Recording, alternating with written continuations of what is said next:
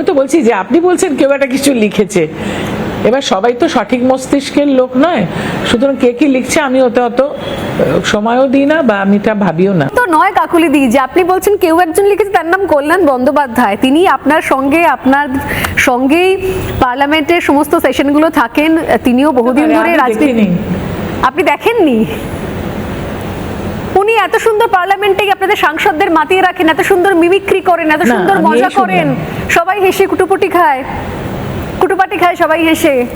পার্লামেন্টে কি সার্কাস? পার্লামেন্টে কি সার্কাস যে ওখানে মিমিক্রি করবেন? পার্লামেন্টে অত্যন্ত গুরুত্বপূর্ণ একটা জায়গা, যেখানে দেশের আইন তৈরি হয়, যেখানে সারা ভারতবর্ষের মানুষ নাগরিকদের সমস্যা আলোচনা হয়, সেখানে এসব দেখার সময় কোথায়? আমি জানি না যে মমতা বন্দ্যোপাধ্যায় আপনাকে ইতিমধ্যে ফোন করেছেন কিনা, কিন্তু আমার দৃঢ় বিশ্বাস যে এই মুহূর্তে রিপাবলিক বাংলার এই ইন্টারভিউ দেখার পর আপনাকে হয়তো কল্যাণ বন্দ্যোপাধ্যায় আরেকটা পোস্ট করতে পারে আপনার নামে।